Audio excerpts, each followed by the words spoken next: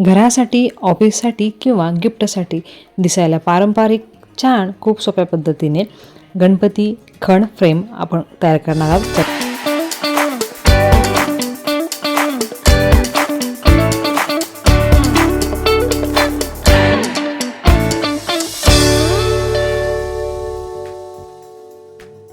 नमस्कार, मी ज्योती. तुम्ही पाहता श्रीक्षा स्पेशल. श्रीक्षा स्पेशलमध्ये मी तुमचं आणखी एकदा मनापासून स्वागत करते.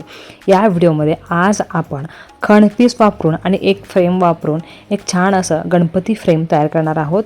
त्यासाठी तुम्हाला कोणत्याही प्रकारचे किंवा कोणत्याही कलरचं खण ब्लाऊज पीस घ्यायचं आहे आणि असे फ्रेमची साईज तुम्ही कोणत्याही पद्धतीची घेऊ शकता.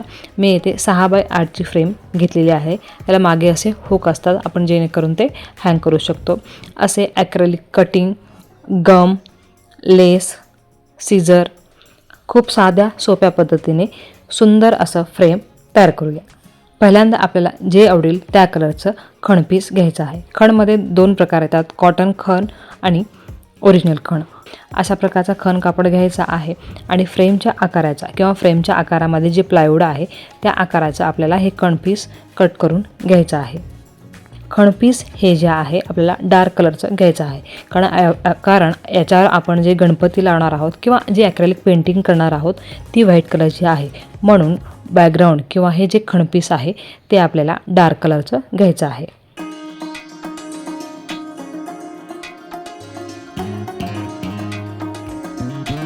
खण पीसमध्ये चॉकलेटी, जांभळा, नारंगी, ॲश कलर किंवा ग्रे कलर, हिरवा असे खूप प्रकारचे कलर आहेत. शक्यतो करून डार्कच कलर निवडा. ॲश वगैरे कलर घेतलात की त्याच्यावर व्हाईट कलर उठावून दिसणार नाही, म्हणून मी येथे हा जांभळा कलर घेतलेला आहे. खण पीस कट करून झाल्यानंतर ना आपल्याला हे खण पीस जेवढं जसं आहे तसं यूज केलंसुद्धा तरी चालेल, किंवा एक्स्ट्रा थोडंसं छान दिसण्यासाठी आपण याच्यावर अशा प्रकारचे लेस येतात, ते लेस आपण येथे ग्लूच्या सहाय्याने अटॅच करून देणार आहोत. येथे मी B7000 हे गम यूज करत आहे. हे फक्त असंच खण पीस यूज केलंसुद्धा चालेल, पण आणखी थोडीशी ही फ्रेम सुंदर दिसण्यासाठी मी येथे गोल्डन लेसचा वापर केलेला आहे.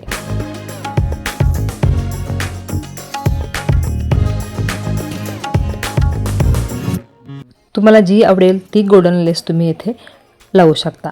ह्या फ्रेमची लिंक किंवा लेस किंवा acrylic cutting, MDF sheet, packaging box, foam sheet याच्या प्रत्येकाची लिंक मी व्हिडिओमध्ये टॅग करेन किंवा तुम्ही हे ऑनलाईन घेऊ शकता. हे सुकण्यासाठी अगदी 2 ते 3 मिनिट लागेल. त्यानंतर पुढून आपण याच्यावर काम करून घेणार आहोत. पुढे आपल्याला एक फ्रेम घ्यायचा आहे. ती फ्रेम ओपन करून घ्यायचा आहे. याच्यामध्ये ही जी पुठ्ठा आहे, हा जो पुठ्ठा आहे साईडचा, तो पुठ्ठा आपल्याला अगोदर घ्यायचा आहे. फ्रेमचा हा जो पुठ्ठा आहे किंवा हे जे प्लायवूड आहे त्याला 2 हुक असतात. जर आपल्याला ही फ्रेम उभ्या पद्धतीने लावायचं असेल तर एक उभ्या पद्धतीचं हुक आपण वापरू शकतो, किंवा आडव्या पद्धतीने वापरायचं असेल तर आडव्या पद्धतीचं हुक आपण वापरू शकतो.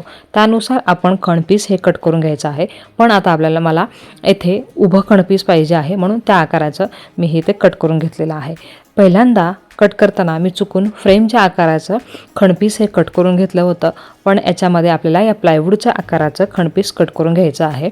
आता या शीटला किंवा या प्लायवूडला मी हे गम लावून देत आहे आणि त्याच्यावर छान पद्धतीने हे जे खण पीस आहे हे चिटकवून देत आहे.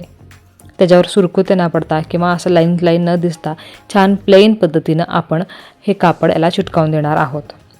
मागे येथे थोडंसं हाईट जास्त झालेलं आहे, कारण मी फ्रेमच्या साईजचं खण पीस कट करून घेतलं होतं चुकून. मग ते आणखी थोडंसं कट करून गमच्या साहाय्याने मागं हे मी आता चिटकावून देणार आहे.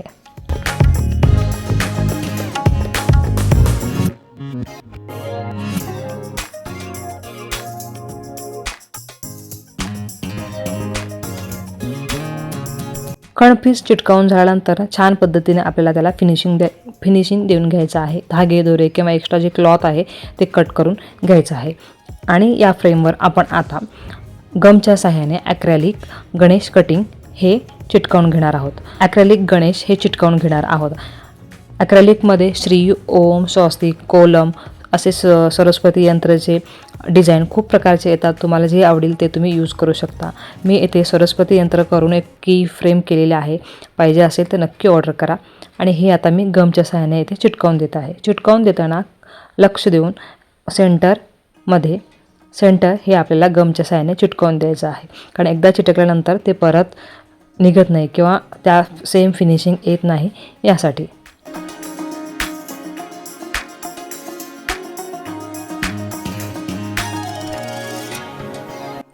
एक 2-3 मिनिटांनी आता हे छान पद्धतीनं गणपती येथे चिटकलं जाईल. फ्रेमच्या मागे हे जे खणपीस दिसत आहे ते खणपीस दिसू नये म्हणून या प्लायवूडच्या साईजचं पेपर आपण येथे चिटकावून देणार आहोत. पेपर, त्यानंतर थँक्यू लेबल, तुमच्या प्रोडक्टचं किंवा तुमचा जो ब्रँड आहे त्याचं एक स्टिकर आपण लावून हे अशा पद्धतीने तयार करू शकतो. इथे मी तयार केलेलं आहे, तुम्ही पाहू शकता व्हिडिओमध्ये. असं छान सोप्या सुंदर पद्धतीने आपला गणपती फ्रेम तयार झालेला आहे. छान झाला आहे ना? आवडल्यास नक्की कमेंटमध्ये सांगायला विसरू नका. आणि हो, हे जर तुम्हाला एका ठिकाणाहून दुसऱ्या ठिकाणी पाठवायचं असेल किंवा तुम्ही खणचा बिझनेस करायचा असेल तर याची पॅकेजिंग आणि याची डिटेल्स आता मी पुढे सांगणार आहे. ही फ्रेम आता तयार झालेली आहे. ही जी फ्रेमवरची प्लास्टिक आहे ते आपण काढणार नाहीत, पण मी घरी वापरणार आहे म्हणून मी याचं बॅग किंवा हे प्लास्टिक मी काढून घेतलेलं आहे. त्याच्यावर क्रॅचेस वगैरे पडू नयेत म्हणून ही त्याच्यावर अशा प्रकारचं प्लास्टिक हे त्याने कवर केलेलं असतं. या गणपतीमध्ये टिक्का आहे पण तो थोडं उठावून दिसत नाही म्हणून मी एक छोटंसं लाल कुंदन येथे लावून देत आहे. त्यासाठी परत एकदा फ्रेम काढली आणि लाल कुंदन चिटकवून देऊन गणपती बाप्पाला छान असं हे देखणं इथं करून घेतलेलं आहे. आता बघा फ्रेम अगोदर कसं दिसत होतं आणि आता कसं दिसत आहे. अशा पद्धतीने एक कुंदन मी तिथे लावून दिले आहे आणि परत ते आपण आता ॲडजस्ट करून घेणार आहोत.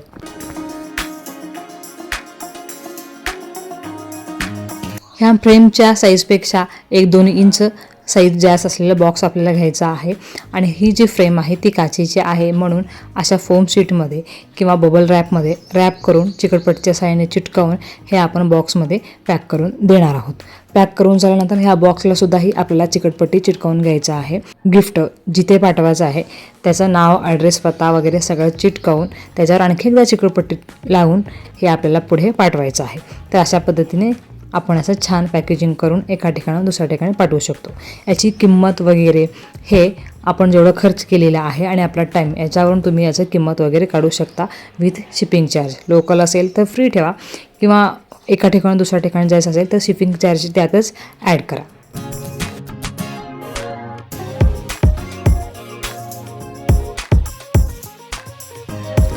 अशाच वेगवेगळ्या प्रकारचे व्हिडिओ पाहायचे असतील तर श्रीशा स्पेशलला नक्की सबस्क्राईब करायला विसरू नका ही विनंती.